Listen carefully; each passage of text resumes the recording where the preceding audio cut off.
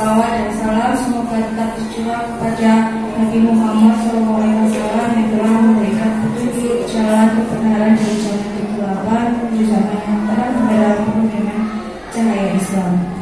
Baik, peserta, sebelum acara dimulai, saya bacakan setengah acaranya. Yang pertama pembukaan, yang kedua sambutan,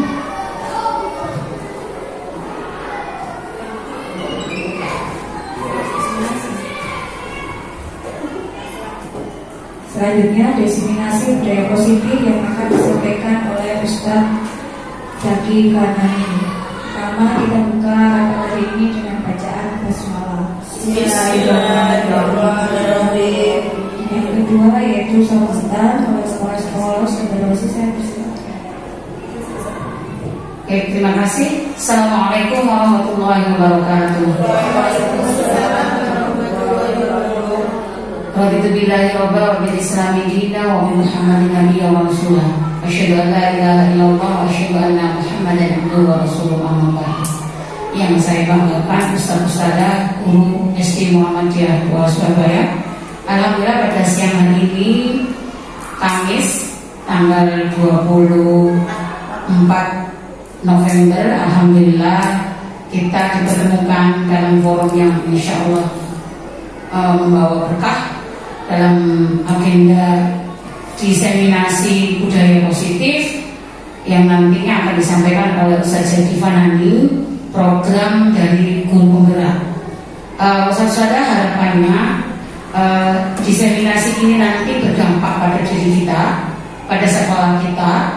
Jadi apa yang diperoleh di forum Guru Penggerak kemudian didiseminasikan ke jenengan semua, harapannya yang baik itu nanti kita terapkan di sekolah kita.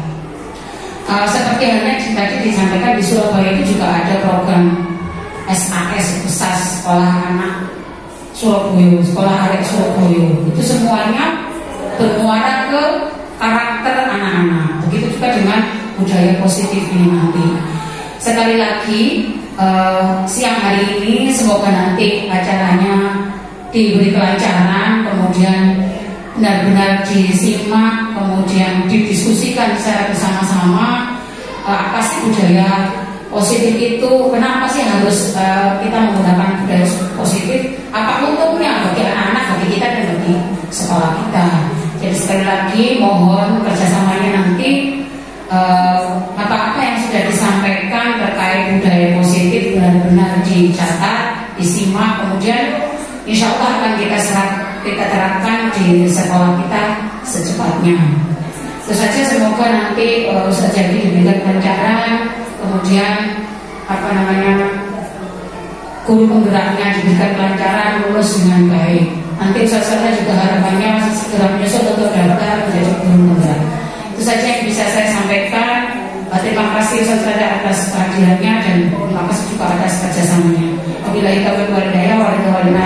Wassalamualaikum warahmatullahi wabarakatuh. Waalaikumsalam. Baik, terima kasih Saudara-saudara atas pembicaranya. Yaitu selanjutnya acara yang ketiga diseminasi budaya positif yang akan disampaikan oleh Ustaz Zaki Kanani.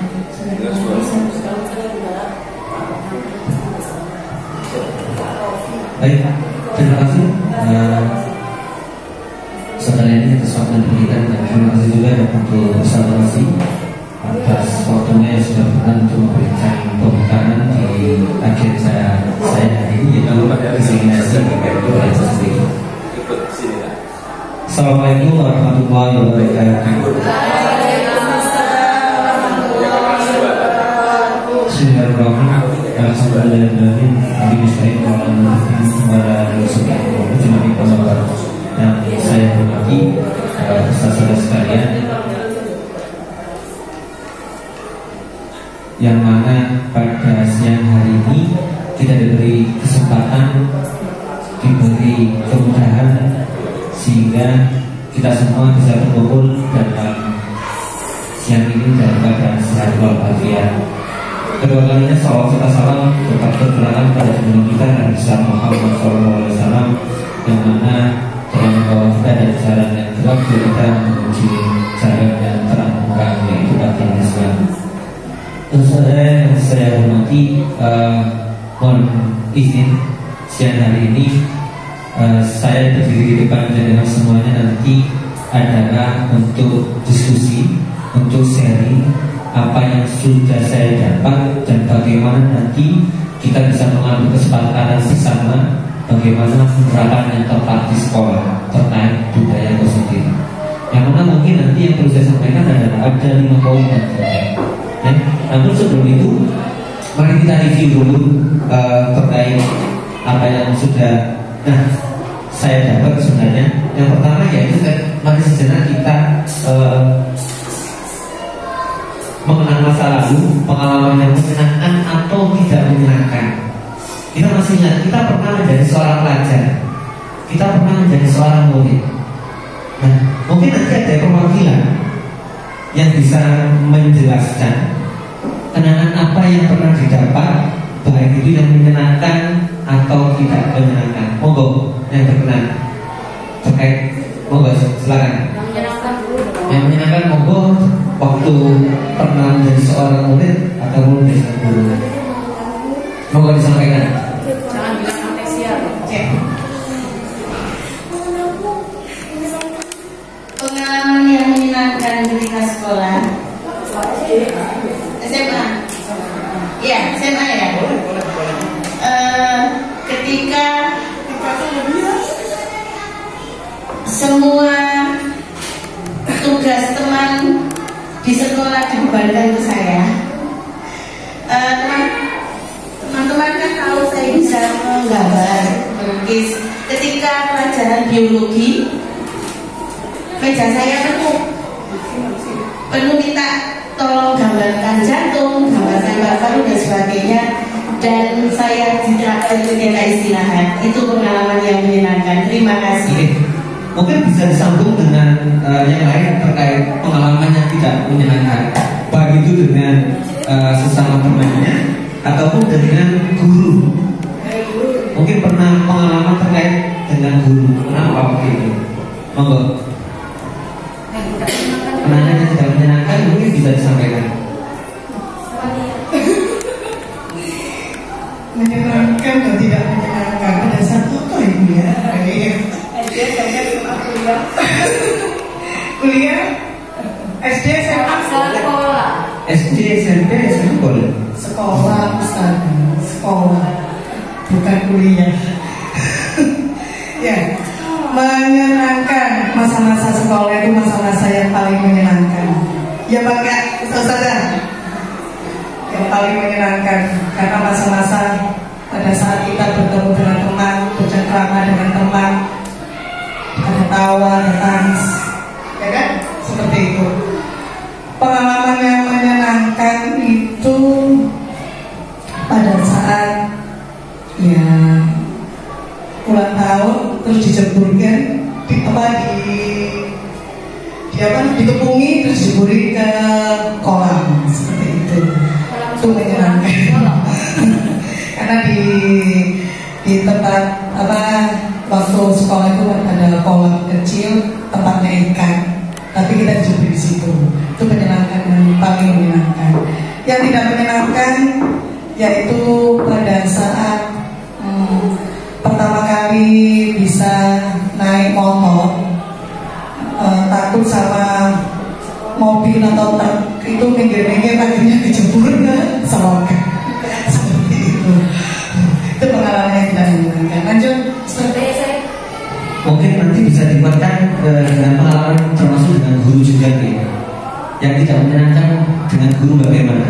Mungkin pernah dihukum, mungkin pernah dipukul dan lain-lain. Saya kan jadi pengalaman masa-masa sekolah itu yang menyenangkan adalah ketika gurunya lagi rapat, jadi kita pulang cepat. Itu menyenangkan. Yang tidak menyenangkan adalah ketika kita diberi tugas hafalan, namun kita tidak lancar menghafal, maka dulu itu kita dicubit sama gurunya karena tidak hafal. Itu yang tidak menyenangkan. Tapi karena kita tidak hafal, jadi ada hukuman dicubit, itu yang tidak menyenangkan. Terima kasih. Saya boleh. Oke, terakhir satu lagi, saudara yang mau. Pengalaman pengalaman yang menyenangkan waktu MTS. Boleh. Saya bertemu dengan guru yang luar biasa, yaitu guru matematika, yang mana biasanya matematika itu menjadi momok, menjadi sesuatu yang sangat-sangat tidak disukai, tapi itu jadi sesuatu yang ditunggu-tunggu. Kenapa? Karena guru matematikanya sangat murah hati sekali. Siapa yang bisa mengerjakan mesti dikasih uang 10.000, 20.000 seperti itu. Jadi kita semangat karena dari gurunya. Kemudian pengalaman yang tidak menyenangkan itu waktu saya SMA, baru satu level kan saya. Waktu SMA saya duduk di paling depan. Pembelajarannya waktu itu bahasa Inggris. Saya itu sama sekali nol bahasa Inggris, dan gurunya nyerocos pakai bahasa Inggris. Saya cuma ngomong. Dan di akhir pembelajaran gurunya tiba-tiba bilang, kamu tahu saya tadi ngomong apa? Dan saya duduk paling depan. Otomatis itu menjadi malu sekali. Itu saja Ustaz, terima kasih. Baik, terima kasih Ustazah Reni, sebenarnya Ustazah Rosi dan juga Ustazah Irin terkait apa yang disampaikan tadi, terkait pengalaman yang tidak menyenangkan dan menyenangkan di sekolah yang pernah dialami waktu masih jadi seorang pelajar. Nah, yang perlu kita pahami adalah di dalam budaya positif ini memang ketika kita kenal masa lalu, dua hal ini menjadi satu kaitan antara menyenangkan dan tidak menyenangkan. Itu pasti terjadi. Bahkan di dalam sekolah itu sering terjadi seperti itu. Apakah itu kaitannya dengan siswa antar siswa atau guru dengan siswa? Nah, nanti akan kita bahas secara bersama. Nah, karena itu akan menjadi memori yang tidak akan hilang di dalam seorang siswa. Yang menyenangkan boleh diteruskan, tapi yang tidak menyenangkan harapannya adalah tidak terjadi supaya pengalaman itu juga tidak diterima oleh siswa-siswa kita. Nah, harapannya adalah kenangan yang seperti apa yang ingin dimiliki oleh seorang siswa. Inilah mari kita fasilitasi anak untuk menyampaikan pendapatnya. Mungkin bisa sebelum waktu pembelajaran dimulai di tahun ajaran baru, kita diskusi dengan anak-anak. Maunya seperti apa? Kita buat kesepakatan nanti, supaya nanti ketika pembelajaran dimulai itu bisa sesuai dengan apa yang kita sampaikan. Nah, yang pertama, apa sih budaya positif itu? Budaya positif adalah nilai-nilai dan keyakinan dan kebiasaan yang di sekolah yang berpihak kepada murid. Jadi orientasinya adalah kepada siswa. Bukan semuanya itu mengacu pada guru, tapi orientasinya adalah kepada siswa. Dapat berkembang menjadi pribadi yang kritis, penuh hormat dan bertanggung jawab. Jadi yang perlu kita pahami adalah budaya positif ini tujuan sasaran utamanya adalah siswa. Bagaimana membentuk kultur sekolah itu yang bisa memberikan rasa nyaman, bisa memberikan rasa fun, bisa memberikan rasa aman terhadap anak-anak ketika belajar di sekolah. Lingkungan seperti apa? Itu yang perlu kita bentuk. Mungkin nanti perlu kita evaluasi secara bersama-sama apa sih yang terjadi di sekolah selama ini. Karena akhir-akhir ini banyak sekali perubahan karakter yang dialami oleh anak-anak. Ya, termasuk beberapa bulan yang lalu ada kasus terkait pencurian ataupun kekerasan dan lain-lain. Bagaimana nanti kita membuat kesepakatan itu? Mungkin kalau di zaman dulu pemahaman kita adalah sebuah hukuman, sebuah punishment. Tapi ketika saya mengikuti guru penggerak sudah berbeda, bukan lagi bentuknya seperti itu, tapi sebuah kesepakatan. Ada yang menamakan kontrak, ada yang menamakan hukuman, ada yang menamakan peraturan. Mungkin lebih siapnya itu kita pakai kesepakatan, supaya nanti kesepakatan itu tidak melulu berpusat kepada guru. Kita yang buat tidak, tapi kita berikan anak-anak untuk berkesempatan untuk menyampaikan. Ketika saya melakukan kesalahan, apa yang harus saya lakukan? Berikan anak-anak untuk menyampaikan itu. Mungkin dengan sebuah angket atau diskusi kecil sebelum tahun ajaran baru dimulai, supaya itu nanti anak-anak tahu konsekuensinya itu seperti apa, bukan hukuman. Jadi tidak semua hukuman itu bisa membentuk anak, tidak saja. Jadi yang juga yang hukuman itu bisa membentuk karakter, tapi tidak semuanya seperti itu. Nah, itu yang perlu kita pahami secara bersama. Nah, topik utama pembahasan kali ini adalah ada 6 hal. Pertama adalah disiplin positif, teori motivasi, instruktif dan ekstrinsiktif, ada keyakinan kelas, kebutuhan dasar manusia, 5 posisi kontrol, dan segitiga restitusi. Nah, harapan saya nanti di poin 3, 5, 6 kita harus diskusi benar-benar di sini. Kita harus ada kesepakatan terkait ini nanti, supaya nanti semuanya bisa memahami terkait ini. Nah, lanjut langsung saja disiplin positif. Nah, kita perlu paham disiplin itu seperti apa sih? Kalau saya secara pribadi yang saya pahami dulu adalah masih ingat kalau tentara bersisi rapi, kan gitu. Pada intinya adalah anak itu harus patuh kepada kita. Itu disiplin yang saya maknai sebelum mengikuti guru program. Kita memerintahkan anak di sini, anak yang tertib di kelas, jangan keluar kelas. Itu kalau kita maknai itu adalah kalimat yang menyuruh anak-anak untuk patuh, bukan dari kesadaran dirinya masing-masing. Ya, jadi kita lihat yang pertama, hukuman dapat mendisiplinkan anak. Setuju tidak Ustaz? Setuju atau tidak? Disiplin dapat mendisiplinkan anak. Selama ini yang kita pakai. Ini yang kita pakai ya. Nah, semoga nanti ketika saya bahas seperti ini, pola pikirnya kita, para teman kita, nanti kita berubah semuanya. Ya. Yang kedua adalah pemberian hukuman dengan hal positif, membaca dan membersihkan halaman sekolah dapat meningkatkan disiplin. Dari 1, 2, 3, dan yang terakhir adalah memberikan penghargaan untuk meningkatkan motivasi belajar. Nomor 2 dan nomor 3 ini yang paling sering kita pakai. Nulis surat, saya tidak akan mengulangi lagi.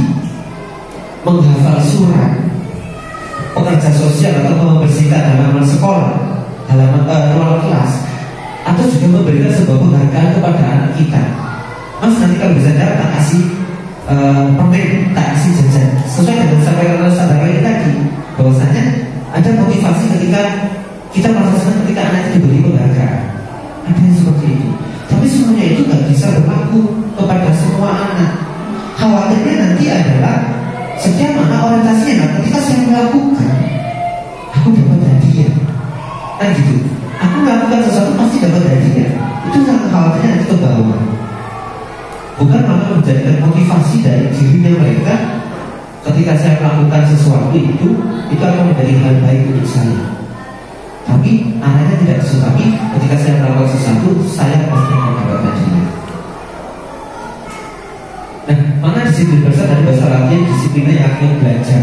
Namun dalam budaya kita makna disiplin telah berubah menjadi sesuatu yang dilakukan oleh seseorang pada orang lain untuk mendapatkan kepatuhan.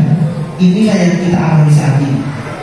Ya, kecenderungan adalah menghubungkan kata disiplin dengan ketidaknyamanan, bukan dengan apa yang kita hargai. Nah, siapakah yang memiliki kontrol? Coba, ketika kita memiliki sesuatu yang kita sangat hargai, apakah kita mau memberikan kepada orang lain? Apakah kita mau dengan cuma-cuma akan memberikan orang lain? Apakah nilai sesuatu ini kita berharga itu akan menjadi nominal yang tinggi? Itu semuanya kontrolnya adalah di diri kita sendiri. Makanya ketika suatu ada problematika, ada permasalahan, ada sesuatu yang sangat menyenangkan, semua itu adanya kontrol adalah diri kita sendiri, bukan orang lain. Ya? Contohnya adalah yang saya alami kemarin adalah bagaimana kita disuruh menulis di dalam sebuah kertas apa yang dihargai, disuruh menggenggam, dan itu ada tawar-menawar, negosiasi. Misalnya mau lepas, tak kasih uang 500.000, mau enggak? Kalau itu memang dianggap berharga. Nah, itu nanti harapannya ketika anak itu memiliki sesuatu yang berharga, mereka bisa mengontrol. Ini punya saya, ini perlu saya kembangkan. Ini akan menjadi sesuatu yang menjadi potensi saya. Harapannya itu nanti. Mau dirayu, mau diancam, mau disuap ataupun dipaksa apapun itu, kita tetap nggak mau buka tangan. Semoga anak-anak kita semuanya nanti ke depannya seperti itu nanti. Nah, perubahan paradigma stimulus respon dan teori kontrol, yang mana kalau stimulus dan teori kontrol ketika kita sandingkan, kita mencoba mengubah orang agar berpandangan sama dengan kita. Ternyata kita nggak sadari itu terjadi, supaya mereka bisa mengikuti apa yang kita sampaikan. Kalau secara teori kontrol kita bisa memahami pandangan orang lain tentang dunianya, baru nanti kita ambil kesepakatannya. Ada perilaku buruk, seperti kesalahan, semua perilaku memiliki tujuan. Inilah yang sering dilakukan anak-anak melakukan baik itu kebaikan atau kesalahan. Yang perlu mereka sadari adalah ini misalnya, maaf, yaitu yang ini, semua perilaku memiliki tujuan. Coba ketika mereka melakukan sebuah kesalahan atau kebaikan, kita tanya, kenapa? Pasti mereka punya alasan, pasti mereka punya harapan terkait apa yang sudah dilakukan. Tapi yang kita alami selama ini adalah tidak. Perilaku buruk juga kita lihat sebagai sebuah kesalahan. Ini yang sedih. Nah, apalagi yang ketika anaknya bermasalah, dia pasti urusannya dengan saya. Ketika saya tanya, mereka pasti menjawab alasannya apa. Nah, itu nanti perlu kita pahami setiap hari. Saya bisa mengontrol orang lain, Anda tidak bisa mengontrol orang lain. Tadi saya yang sampaikan di awal, yang memiliki kontrol adalah dirinya sendiri. Model berpikir menang atau kalah. Teori kontrol model berpikirnya menang dan menang. Dalam artian menang itu bukan dari sebuah kompetisi, tapi apa yang diraih dalam tujuannya. Nah, inilah gambaran konsep yang saya pelajari di guru penggerak. Mulai dari tadi disiplin positif, ada teori motivasi, disiplin positif, terus kebutuhan manusia, ada 5 posisi kontrol dan segitiga restitusi. Nah, ini nanti akan kita bahas tuntas hari ini juga. Saya harap apa yang saya sampaikan bisa bermanfaat. Nah, selanjutnya tadi disiplin positif ada kaitannya dengan nilai kebajikan universal. Misalnya, ketika kita sendirian dengan pendekar muda yang kita punya, ya, ketika dengan pendekar yang kita punya, ini ada kaitannya. Kebajikan apa sih yang bisa dilakukan oleh anak-anak di sekolah itu? Sebenarnya apa yang di sini sebenarnya sudah banyak. Kalau terkait programnya, bukan implementasinya, programnya kita sudah banyak melakukan. Ketika saya ngobrol dengan teman-teman, saya sampaikan banyak hal yang sudah dilakukan di sekolah jauh-jauh sebelum adanya guru penggerak. Ya, ini bagian sifat positif manusia merupakan tujuan mulia yang ingin tercapai. Nilai tersebut bersifat universal, lintas bahasa, suku, bangsa, agama. Ketika kita kaitkan dengan pendekar muda 8 itu, atau yang sekarang kalau di kurikulum merdeka yaitu P5, semuanya sudah tertulis rapi di dalam mobil yang kita buat. Cinta Allah dan Rasulnya, cinta sesama, cinta tanah air, cinta pembaruan, cinta kebajikan, cinta sportivitas, semuanya ada sana. Cuma nanti bagaimana kita benar-benar penerapannya itu berdampak kepada anak dan orang tua merasakan apa perubahan yang terjadi pada diri anak. Nah, selanjutnya adalah kali motivasi, hukuman dan penghargaan. Nah, ini saja, mari kita pahami bersama-sama.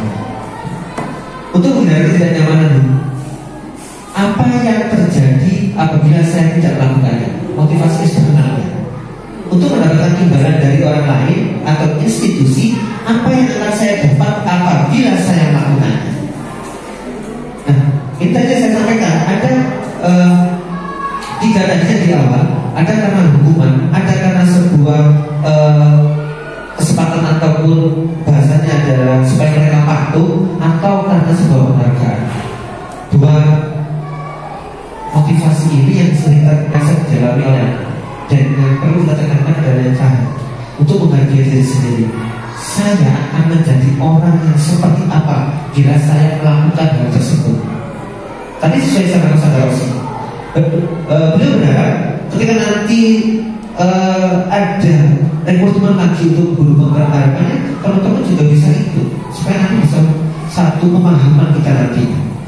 Ya, jangan berpikir ketika jangan lihat saya setiap hari mengerjakan tugas, apa yang saya dapat memang benar-benar, tapi nanti bagaimana kita tidak manajer waktunya saja.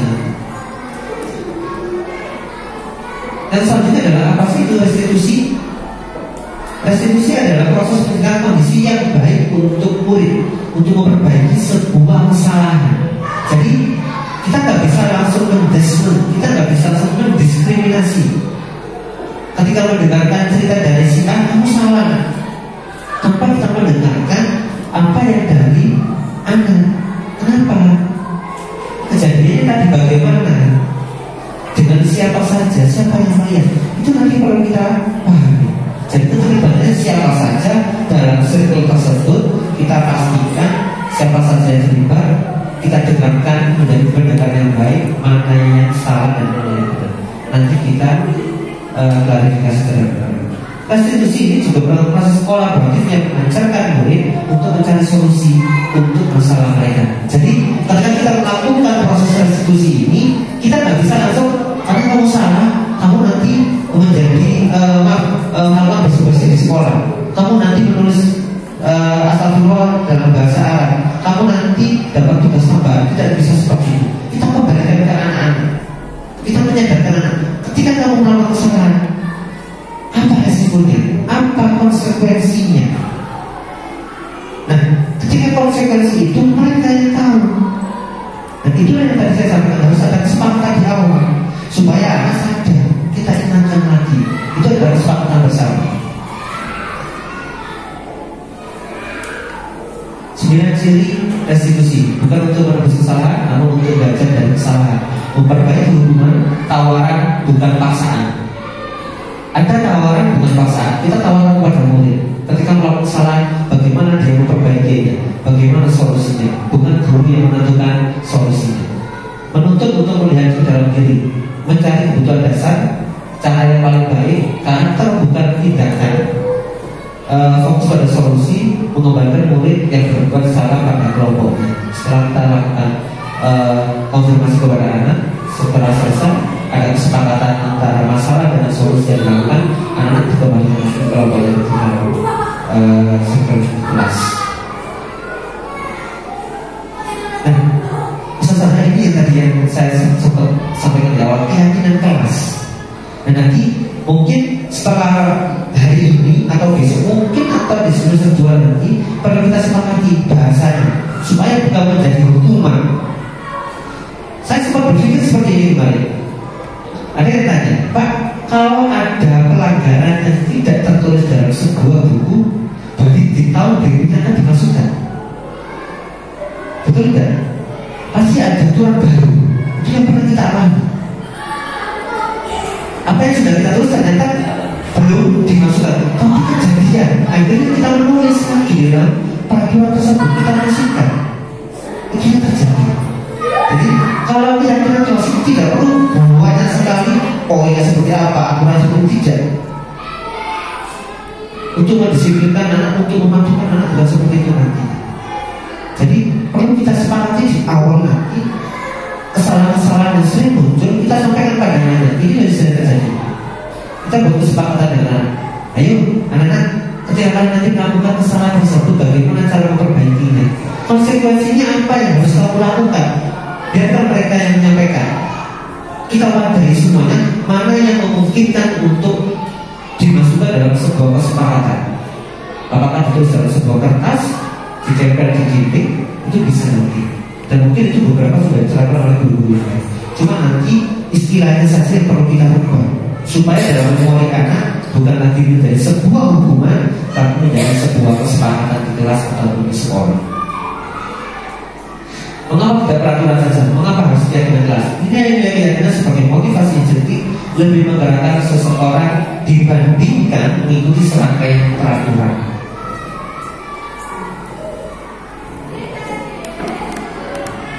Jadi ketika kita bayangkan anak mungkin kemarin lagi di rally kita bahas anak seorang pelajar SMP di Sidoarjo memaki-maki seorang polisi karena dia nggak mau pakai helm.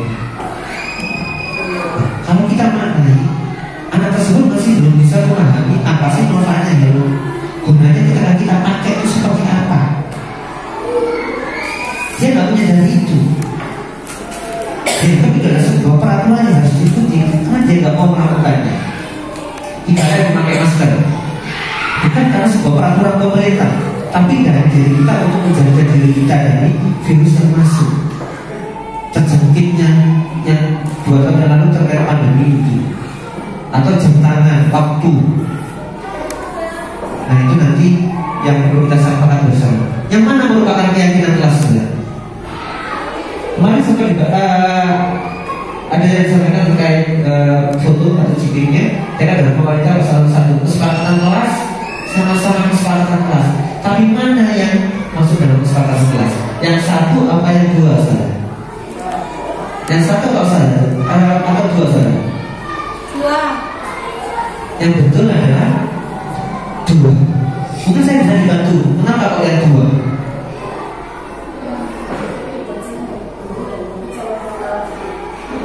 Guru dan murid sama-sama terlibat. Guru dan murid sama-sama terlibat. Kenapa kok nomor satu? Apakah nomor satu juga tidak melibatkan siswa? Ini membebankan kepada siswa. Lebih membebankan pada siswa. Betul sekali. Jadi yang kesepakatan kelas adalah yang membuat adalah dua pelaku. Pertama adalah guru, yang kedua adalah murid. Bukan semuanya guru yang membuat, tapi perlu melibatkan murid. Kami guru dan murid yang saling menyayangi. Kalau kita jabatan saling menyayangi seperti apa itu boleh sekali. Tapi kalau di kita aturan itu menyayangi, kita berada seperti apa? Tidak membuli, tidak biasanya itu memanggil dengan nama orang tua misalnya, atau tidak memaki, mengolok-olok, tidak mukul, bahasa menyayangi. Tapi lingkupnya adalah sampai itu saling menyayangi. Nah ini nanti anak sambil belajar bagaimana sikap menyayangi itu seperti apa. Tapi murid yang semangat belajar berarti dalam ruang kelas itu semangat belajar itu ditunjukkan dengan seperti apa sikapnya. Bukan berarti di kelas sedangkan kalau masuk kita sudah sepakat, sedangkan kalau masuk semuanya sudah tertib ya, itu sepakat kita. Bukan berarti anak nah kalau semuanya diem ya, duduk yang manis ya, duduk yang rapi ya, dengarkan sedikit baik-baik. Bukan seperti itu, tapi adalah sebuah kesepakatan. Itu menjadi hal baru yang perlu kita terapkan. Nah ini adalah peraturan dan keyakinan. Coba bersama-sama kita bandingkan saudara. Selalu kembalikan buku ke tempatnya ya. Tapi kalau keyakinan kelas tanggung jawab, anak-anak yang bertanggung jawab ya terkait begini. Nanti dilarang mengganggu orang lain, menghormati orang lain. Ada di sekolah 15 menit sebelum belajar dimulai. Menghormati orang lain berkomitmen. Dilarang melakukan kekerasan, keselamatan, menghormati orang lain. Dilarang menggunakan narkoba, kesehatan, bergantian memberi dan menghormati orang lain, bersabar, gunakan masker, kesehatan, keselamatan. Jangan berlari di kelas atau di koridor, keselamatan di kanan. Bahasanya lebih umum, tapi nanti di dalam itu semuanya kita sambil bisa berdiskusi dengan anak. Kita bisa membuka dunia anak, kita bisa membuka wawasannya anak, apa saja dalam sebuah keselamatan, keamanan, kesehatan, menghormati dia seperti apa, semuanya.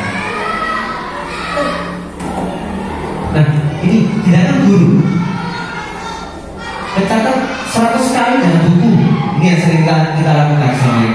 Lari mengenai lapangan, basket 2 kali. Mulai minta push-up, menggantikan kertas tugas. Menggantikan kertas tugas teman yang telah dicoret-coret. Nah, ini ada perbedaan. Di 3 atas sama 2 yang di bawah. Menggantikan kertas tugas teman yang telah dicoret-coret. Ketika anakmu sudah memahami kesepakatan bersama, ketika mereka melakukan kesalahannya, mereka akan bertanggung jawab terhadap apa yang sudah dilakukan. Membersihkan tumpahan di meja, murid disuruh untuk melepas sepatu seharian di sekolah karena tidak menggunakan sepatu hitam. Nah terkadang kita bangun ketika masuk di kos kakimu, di dasi, mana dasinya, mana kos kakinya? Sepatunya kok gak hitam? Itu yang selalu langsung kita sampaikan di depan anak-anak dan bahkan di depan anak yang lain. Secara psikis mungkin mereka akan selalu merasa malu, merasa sakit hati. Alangkah baiknya adalah ketika itu selesai, cukup kita lihat, kita ingatkan, setelah itu baru kita konfirmasi, jejak diskusi bersama. Nah Ada yang salah nggak? Ya, ada yang salah nggak? Yang betul seperti apa? Di sekolah boleh nggak pakai sepatu warna? Di sekolah boleh nggak kalau nggak pakai kaos? Nah itu nanti perlu kita kembali. Hukuman memang berasal pada orang-orang yang sukses karena mereka dapat menyerapnya. Tetapi hukuman tidak bekerja pada anak yang memiliki identitas kegagalan karena tindakan ini hanya menegaskan ketidakmampuan.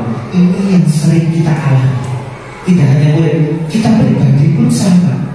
Dengan beban yang dirasa di sekolah itu luar biasa. Saya sudah tidak mampu sama. Kita sudah pasrah. Kita sudah nggak motivasinya untuk belajar sudah menurun. Ini yang kita alami. Itu kita ambil sebagai sebuah hukuman. Hukuman memang berhasil bagi orang yang bisa memaknainya, menyerapnya, dan memaafkan si penghukum. Hukuman tidak bekerja untuk anak yang memiliki identitas kegagalan karena mereka merasa tidak mampu melakukannya. Ini yang menjadi sebuah kebahayaan nanti ke depannya. Itu akan menjatuhkan mental mereka bahwasanya mereka itu sudah tidak mampu ngapain lagi. Perlu kita pahami bersama, seorang anak itu mempunyai keunikan masing-masing. Namun tidak ada anak yang kita sebut dengan kalimat goblok. Setiap anak punya passionnya masing-masing. Bagaimana kita mencarinya, menjadikan dari sebuah prestasi atau menjadikan kemampuan tersebut bisa survive ke depannya. Kebutuhan dasar penguasaan kasih sayang, rasa terima, kebebasan dan kesenangan. Kesadaran ini yang dialami Hafid sadar. Ini yang dialami Hafid ini. Ya, jadi dia itu merasa anak kelas 1 sering tidak mau masuk kelas dengan alasan sumuk, dengan alasan boring, dan dia selalu keluar. Karena mereka anggapannya ada sesuatu yang dianggap oleh Hafid ini belum terpuaskan,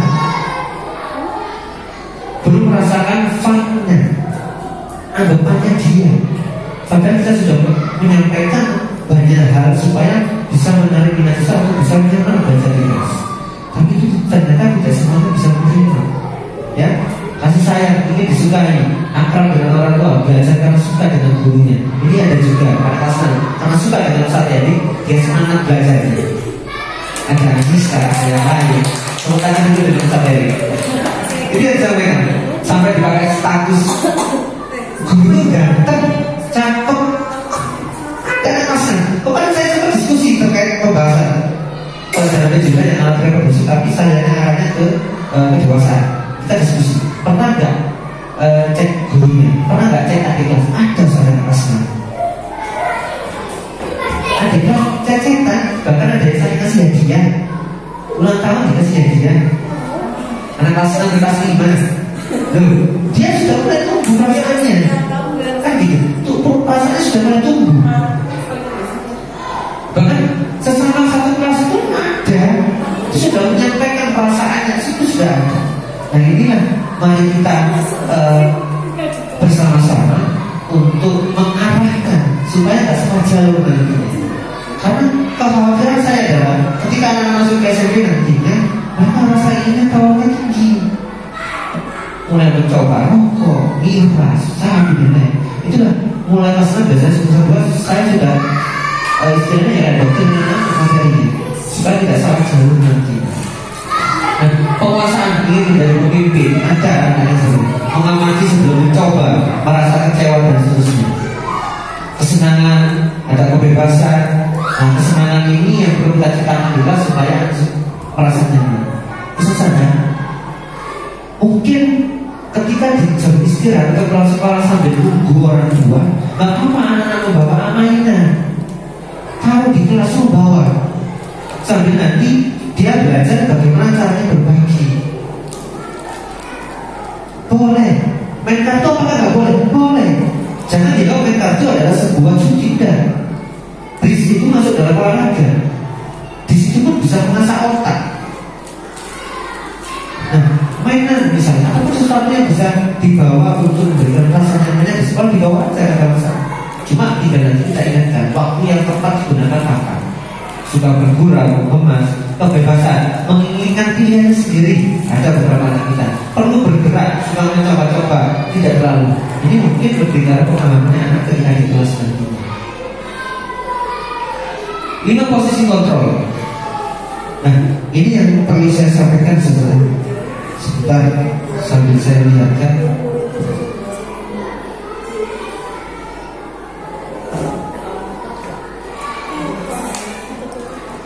Nah, ada 5 posisi kontrol. Yang pertama yaitu penghukum, pembuat merasa bersalah, terus sebagai teman, pemantau, dan juga manajer. Nah, ini yang kita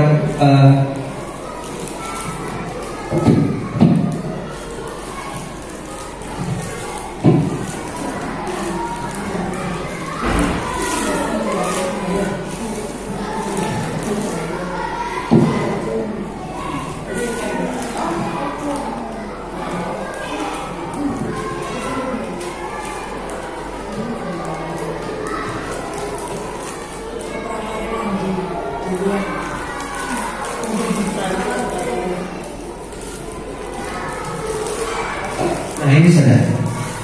Jadi ada penghukum, pembuat merasa bersalah, teman, pemantau, manajer. Kita dihadapkan dengan kayak sebuah perusahaan. Tapi guru juga harus paham ini. Ada penghukum, pembuat merasa bersalah, teman, pemantau, manajer. Penghukum itu apa sih? Seorang penghukum menggunakan hukuman fisik, baik itu verbal. Kita kadang mewakili secara lisan atau secara fisiknya, menjalankan posisi penghukum senantiasa mengatakan bahwa sekolah merupakan sistem atau alat yang dapat menekan murid supaya mereka bisa patuh terhadap kita. Patuhi aturan. Kamu selalu salah. Ini yang sering terjadi.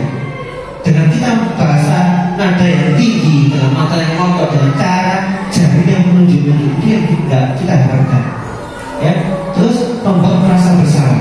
Kita ingatkan bahwasanya apa yang mereka lakukan itu adalah salah, tapi dengan bahasa verbal ataupun bahasa tubuh yang lemah lembut supaya mereka bisa menerima.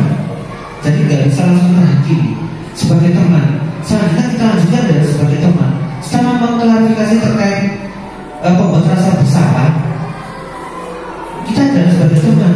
Bagaimana nanti kita saling diskusi, saling sharing terkait permasalahan yang sudah dilakukan, solusinya seperti apa, sebagai pemantau dan juga sebagai manajer. Nah, sebagai manajer ini kita tidak hanya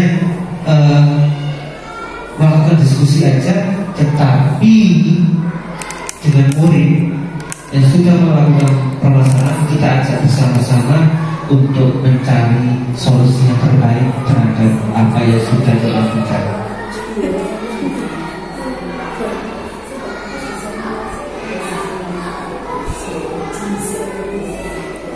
Nah, ini contohnya saudara.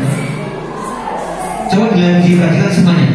Guru berbuat, guru berkata, menghardik, menunjuk, menyakiti, menyindir.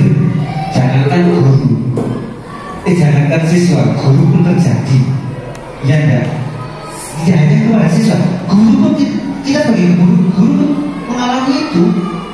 Kita tersindir, kita tersakiti. Siapa sih yang suka ketika kita disampaikan di depan umum, kamu salah. Tapi itu adalah bukan hal yang betul untuk dilakukan. Ingat, ketika di depan orang banyak itu bukan menasihati, tapi bahagia. Tapi kalau menasihati adalah di depan personal, ya. Berceramah menunjukkan ini menghukum. Kalau membuat rasa bersalah, berceramah menunjukkan kekecewaan yang mendalam. Sebagai teman, membuat alasan untuk muridnya, membuatkan alasan-alasan untuk muridnya, menghitung dan mengukur, mengajukan pertanyaan-pertanyaan. Ini nanti dilanjutin di restitusi nantinya.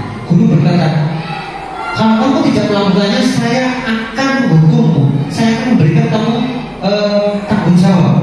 Kamu sudah mengecewakan bapak ibu, lakukan ke bapak ibu.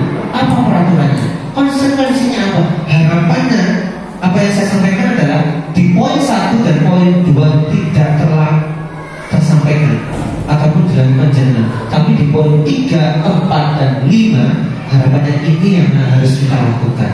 kita sebagai teman, kita sebagai pemantau, dan kita adalah juga sebagai manajer kontrol tertinggi dalam posisi kontrol. Nah, harapannya itu sama.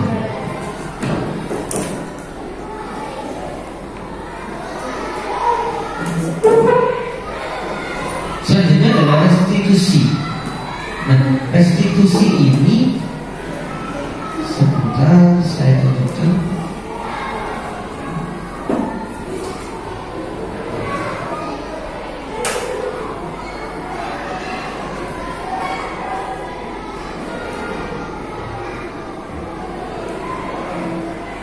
Nah, restitusi ini ada 3 hal yang harus dilakukan oleh seorang guru. Apa itu? Yaitu menstabilkan identitas, validasi tindakan yang salah, dan menanyakan keyakinan. Saya ada beberapa video yang sudah saya buat, nanti mungkin bisa kita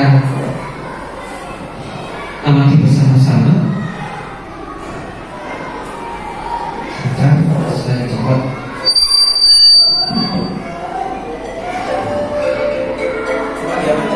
Jangan tulis ada ya. Ini adalah contoh restitusi terhadap masalah yang dihadapi oleh anak.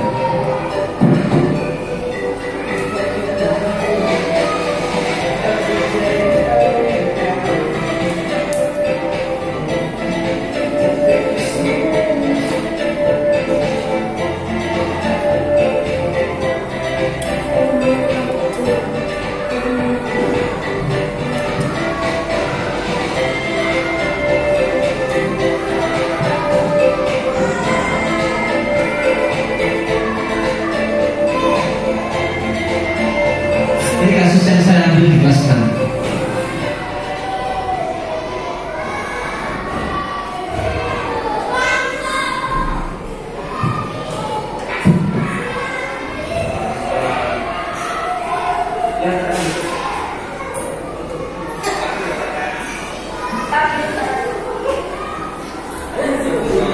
Sudah cocok.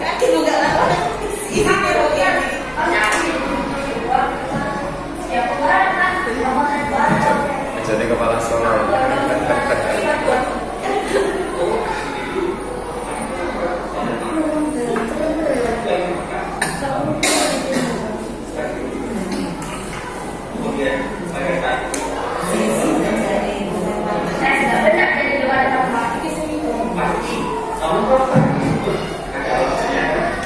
Iya, masa saya diam?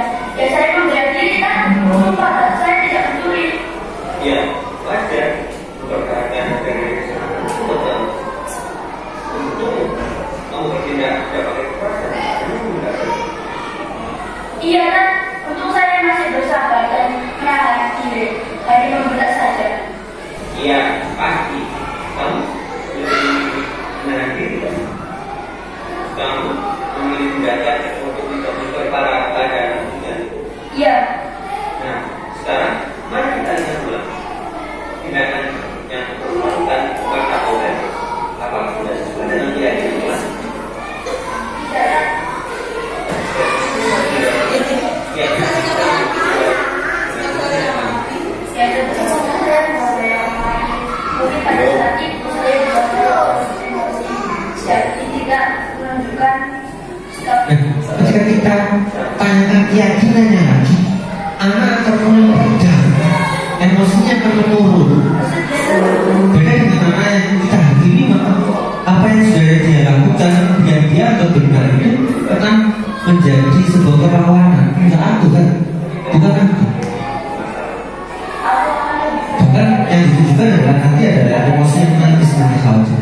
Nah, ketika kita tanyakan keyakinan tersebut, harapannya mereka bisa memahami konsekuensinya apa yang harus dilakukan, bagaimana mencari solusinya bersama-sama.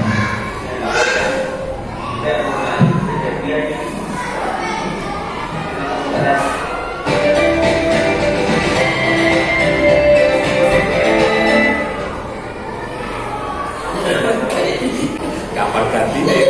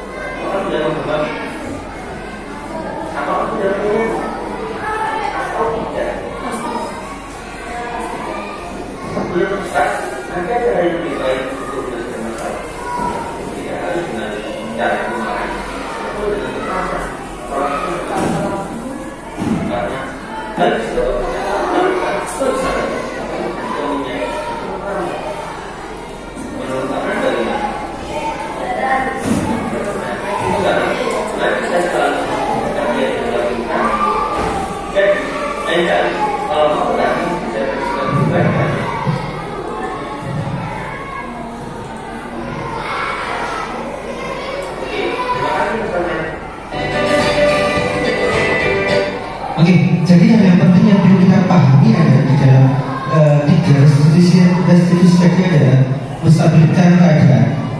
Terus yang kedua adalah validasi tindakan yang salah apa yang sudah dilakukan dan yang tidak adalah meyakini atau menanyakan keyakinan apa yang sudah dibuat. Nah, tiga hal tersebut adalah menjadi kunci dari permasalahan yang dialami oleh anak. Nah, harapannya saudara, kalau memang permasalahan yang tidak urgent sekali di dalam kelas dan tidak mengganggu, diselesaikan di kelas. Karena tidak harus selalu sampai ke siswaan, nantinya ke saya. Tapi kalau itu memang bisa diselesaikan di kelas, stop di kelas. Karena nggak semuanya harus sampai ke siswaan. Harapannya seperti itu. Jadi urusannya nanti yang lebih urgensinya dan bisa mengganggu kondisi di kelas, baru nanti diarahkan ke bagian kesiswaan supaya nanti ada restitusi yang akan dilakukan. Nah, dari dua video tadi bisa kita maknai bahwa hal penting adalah yang perlu kita ketahui adalah perilaku salah perlu dikaitkan dengan nilai-nilai keyakinan yang telah disepakati. Nah, yang perlu kita disepakati. Apalagi kita adalah sebenarnya adalah sekolah soleh. Atau nanti bisa dikaitkan dengan Al-Quran ataupun dengan hadis, mana yang bisa menguatkan apa sih yang diperbolehkan, mana yang salah menurut agama. Hadisnya seperti apa supaya perlu dikenal nantinya. Kedua adalah kesediaan orang yang melakukan kesalahan untuk memperbaiki kesalahannya. Setiap anak tidak bisa memahami ini, tidak bisa menerima ketika mereka melakukan kesalahan dan mau memperbaiki. Setiap anak mempunyai kebenaran masing-masing. Ketika nanti si A dan si B pasti punya kebenaran masing-masing. Maka mari kita cari titik temunya mana yang kesalahan yang terjadi, siapa yang salah dan siapa yang benar. Tapi bukan berarti kita harus menghakimi kamu salah enggak. Kita ingatkan lagi bagaimana caranya menyelesaikan. Harapannya nanti, kedepannya nanti ketika masalah itu terjadi, kita tidak terlibat lagi, tapi anak sudah bisa menyelesaikannya secara mandiri. Itu harapannya. Pemecah masalah sebisa mungkin relevan dengan memiliki hubungan dengan masalah yang ada. Perlu adanya suatu usaha perbaikan dari pihak yang berbuat kesalahan. Perlu didedikasikan waktu dari pihak yang berbuat kesalahan. Tanyakan kapan akan mulai melakukan usaha untuk perbaiki. Kapan? Jangan meminta anak untuk minta maaf. Masalahnya seperti, ayo jabat tangan, kamu salah, minta maaf. Jangan. Tapi berikan kesempatan. Apa yang harus dilakukan ketika anak itu melakukan kesalahan? Biarkan mereka berpikir, oh saya harus minta maaf. Silakan kita minta maaf sekarang. Kenapa harus tunggu disuruh saja? Dan bagaimana kita menyadarkan anak supaya paham mengenai kesalahan yang dilakukan, supaya nanti ke depannya masalah-masalah yang dihadapi itu bukan lagi kita yang menyelesaikan, tapi anak-anak sendiri yang akan menyelesaikan. Itu mungkin terkait restitusi. Jadi di sini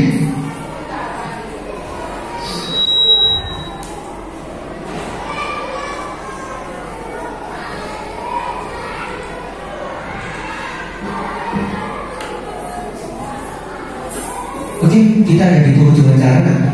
Sekarang nanti kita diskusi, mau kalau ada pertanyaan sebelum itu saya tidak selesai lagi, lalu kita selesai, baru kita diskusi secara bersama. Nah, dari apa yang sudah saya sampaikan, harapannya itu kita bisa membentuk budaya positif di sekolah itu, baik itu di kelas ataupun di sekolah. Kalau di kelas nanti guru harus membuat kesepakatan. Mulai apa yang saya sampaikan tadi adalah mulai disiplin positifnya seperti apa, kebutuhan dasarnya seperti apa, keyakinan kelasnya seperti apa. posisi kontrol yang harus dilakukan oleh guru itu mana? Apakah penghukum, atau membuat rasa bersalah, atau menjadi teman, atau penonton, atau menjadi manajer? Atau juga institusi untuk menyelesaikan masalah. Bagaimana memvalidasi tindakan yang salah? Bagaimana meyakinkan kepada anak atas kesepakatan yang sudah ada? Jadi di sini positif. Kesimpulannya dari apa yang sudah saya sampaikan adalah di sini positif di sekolah hanya dapat dilakukan oleh guru yang positif juga. Positif dalam harapan, positif pikirannya, positif perkataannya, positif tindakannya. Nah, 3 inilah yang harus kita lakukan. Harapannya itu bisa kita sepakati bersama. Apakah nanti tetap peraturan yang sudah kita buat selama ini dalam sebuah buku itu menjadi pembahasan secara bersama, atau kita berubah menjadi sebuah kesepakatan bersama? Oke, mungkin itu saja yang bisa saya sampaikan.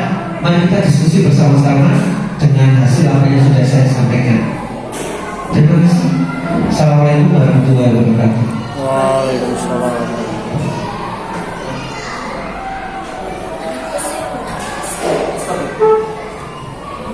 Pause. Sampai takut boleh terkait peraturan kan? Oke, misalkan gini, di dalam kelas kan kalau nggak salah di dalam manajemen itu ada namanya manajemen konflik, dan termasuk salah satu itu. Jadi konflik yang terjadi di kelas itu bagaimana cara kita untuk bisa mengatasi. Misalkan terjadi konflik 2 orang anak, pasti 2 orang anak ini salah satunya yang barusan terjadi di kelas saya, satunya tipe pengalah, satunya tipe nggak mau kalah gitu. Nah itu kalau yang nggak mau kalah itu masih kencang menyerang, dan satunya ingin apa ini, aku mau baik gitu loh, tapi mau. Yang satunya rajin ngeyel. Nah seperti apa kalau terjadi seperti itu? Misalkan itu tadi kan kita maunya peraturan yang ada itu menjadi kesepakatan berdua anak yang sedang mengalami konflik ini kan ya, maksudnya seperti itu kan ya. Kalau kesepakatan itu dalam lingkupnya adalah kelas sebenarnya. Jadi dalam satu kelas itu kita sepakati bersama, bukan karena adanya permasalahan 2 anak itu terus ada kesepakatan berhubungan. Tapi di awal kita sudah ada gambaran permasalahan yang terjadi itu konsekuensinya apa nantinya yang harus dilakukan oleh anak. Jadi bukan terkait permasalahan.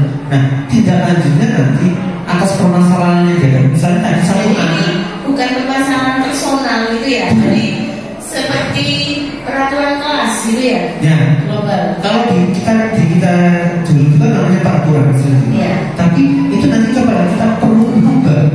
Ya. Dengan Selama ini yang sudah saya lakukan adalah kontrak belajar, gitu kan ya. Jadi ketika membuat kontrak belajar itu bukan apa mau saya. Saya selama ini yang sudah saya lakukan adalah saya berikan penawaran. Seandainya ada yang terlambat, apa saya nggak bicara hukuman, apa konsekuensinya untuk anak yang terlambat itu.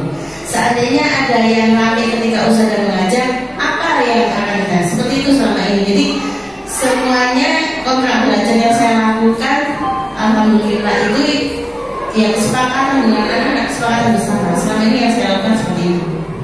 Oke, baik. Saya tanggapi sana. Nah, mungkin bahasa kita masih sering terkait peraturan dan kontrak belajar. Nah, yang saya sampaikan tadi adalah bahasa kesepakatan dan nilainya lebih tidak begitu arahnya nanti adalah sebagai sebuah hukuman, tapi sebuah kesepakatan. Bahasanya mungkin lebih mudah karena adalah sebuah kita sudah sepakat, bukan nanti kontrak. Bahasa kontrak itu nanti kan lebih kayak sebuah aturan nantinya. Nah, kalau kesepakatan itu nanti di awal sudah disampaikan konsekuensinya sudah betul yang apa yang dilakukan dengan saudaranya. Jadi menawarkan kepada anak apa yang bahasa mudanya begini, ketika kalian melakukan ini kan ini tidak benar, ada perbuatan, ada akibatnya gitu. Akibatnya apa? Nah, paham ya, konsekuensinya. Bahasa mudanya mereka saya beri kata akibat. Jadi mungkin nanti apakah itu pakai akibat atau konsekuensi yang diterima itu nanti bisa dipakai, tapi tetap harus melibatkan anak. Tadi yang jelas sampaikan adalah menawarkan. Jadi ditawarkan kepada anak ketika melakukan sebuah kesalahan, konsekuensinya apa yang harus dilakukan. Nah, harapannya nanti memang anak-anak itu sadar dari dirinya sendiri, bukan karena perintah, bukan karena perintah dari gurunya. Kalau kadang seperti ini saja ini, umpamanya konsekuensi mereka sudah tahu, tapi ternyata itu berulang terus, seperti terlambat, terus berulang. Saya nggak mau sebut satu nama, ada satu nama yang terlambatnya itu biasa alasan. Saya tanya kenapa anak saya seperti ini, tapi terlambatnya seperti budayanya dia. Bagaimana kalau seperti itu? Oke, kalau terkait sudah normal itu menjadi, atau kita bahasanya mungkin menjadi sebuah kebiasaannya, yang mungkin bukan kebiasaan yang positif karena sering kesalahannya dalam sering terlambat dan itu berulang-ulang. Nah, ini adalah yang saya sampaikan adalah disinilah gunanya untuk segitiga restitusi. Bagaimana kita menstabilkan identitas, bagaimana kita memvalidasi tindakan yang salah, dan bagaimana kita menanyakan keyakinannya. Menstabilkan identitas, berbuat salah itu tidak apa-apa. Itu kalau contohnya, itu sudah manusiawi, karena nggak ada manusia yang sempurna. Tetapi apakah dari sekolah memperbolehkan terlambat? Biarkan si anak ini berpikir, boleh tidak? Kalau tidak boleh, kita lanjutkan lagi. Kemana? Ke validasi tindakan yang salah. Jadi ketika masuk ke validasi tindakan yang salah, Ustaz Zaki, apakah nggak bisa seperti ini supaya dia bahasanya supaya dia kapok gitu? Apa nggak boleh kita melakukan seperti itu? Iya, tapi bukan dengan cara yang langsung seperti itu. Makanya kita harus, nanti kan ada tidak lanjutnya sahabat. Tidak langsung kita harus menghakimi anak. Dan katakan seperti ini, apakah ini murni salahnya anak atau karena orang tua? Nah ini yang perlu kita, karena tidak lanjutnya nanti ketika ini bukan salahnya murni dari anak, ada kesalahan dari orang tua. Inilah sinergi kita harus melibatkan orang tua. Sejauh ini ternyata ketika saya analisa ya, ada dua-duanya, dari pihak orang tua dan dari anak. Sejauh ini sudah dipanggil orang tua ya? Oh belum. Nah itu nanti. Saya hanya mencatat saja. Oke. Oh tapi sudah dicatat berapa kali selama ya? Nah itu nanti harus ada kesepakatan di awal. Di awal mungkin sudah ada terlambat, konsekuensinya apa misalnya? Apakah konsekuensinya tidak mengulangi lagi, tapi pada kenyataannya si A ini adalah mengulang terus. Nah, mungkin alasannya banyak, karena terlambat, bangunnya kesiangan, karena harus makan dulu, karena macet, takut ada ngambang dan lain. Nah, itu perlu kita klarifikasi. Kita ingatkan dulu tadi, validasi tindakan yang salah, betul tidak apa yang sudah dilakukan? Ada solusi untuk yaitu tadi efek jerahnya. Iya, nanti kita katakan. Nah, ketika nanti sudah selesai validasi tindakan yang salah, kita lihat siapa di sini yang melakukan salah. Apakah murid dari anak atau dari orang tua yang mengantar? Karena kita nggak tahu, karena mereka berangkatnya, karena si anak adalah berangkatnya dari sekolah. Nah, ketika dari rumah itu beribu-ribu alasan yang disampaikan, ada stasi B. Ketika itu sudah menjadi kebiasaannya dia mengulang kesalahan terus, disitulah saatnya kita harus mendatangkan orang tua ke sana. Kita juga harus membuat sebuah kesepakatan dengan orang tua. Kita juga harus membuat sebuah komitmen dengan orang tua. Kalau mungkin dengan bahasa apapun orang tua bisa lebih mudah memahami. Kalau kemarin sudah saya lakukan di kelas 3, itu ada sekian. Sebelum orang tuanya saya panggil, saya tanya anaknya dulu, rumah saya pindah ke Baca Ustaz, kena macet dan lain. Ya sudah, gini saja, Ustaz minta tolong disampaikan ke Bunda, suruh datang ke sekolah. Ustaz mau ngobrol. Kenapa? Akhirnya Ustaz ini menyampaikan ke saya, Iya sadari orang tua menyadari beliau yang salah karena tidak mempersiapkan dari awal mulai dari kebutuhan pokoknya misalnya atau kesiapan belajarnya sehingga ketika berangkat terus besar-besar dan itu mepet waktunya. Masuknya jam 7 sudah mulai kelas, dia baru berangkat jam 7 kurang seperempat, akhirnya sampai di sini sudah 7:04 waktunya anak sekolah. Ketika saya lakukan hal tersebut, ketika saya sudah melakukan segitiga diskusi terhadap anak dan orang tua, masalah itu sudah clear saja. Jadi itu bisa. Coba nanti didatangkan saja orang tuanya. Setelah selesai ada kesepakatan dengan orang tua, anak didudukkan bersama supaya bisa saling menyepakati. Oh ini kata saya nggak berterlambat lagi. Mari bareng bersama-sama berubah supaya nanti Anda atau si A misalnya bisa belajar dengan nyaman dan senang ketika di sekolah. Harapannya seperti itu saja. Mungkin bisa diterima saja apa yang saya sampaikan, atau masih ada diskusi lagi? Panjang itu. Coba nanti saya yakin ketika orang tua datang masalah itu bisa selesai. Karena saya selama ini ketika mendatangkan orang tua semua permasalahan selesai dengan catatan tidak ada permasalahan di keluarga itu saja. Karena masalahnya itu ya saya kadang memaklumi ya sudah. Kalau misalnya ke anaknya sih saya bilang gini, kamu kenapa seperti ini? Kamu nggak usah lebih pagi bangunnya. Ya berarti dengan manusia ya. Nah ketika dibilangnya tidur itulah kita harus ada sinergi, ada hubungan dengan orang tua saja.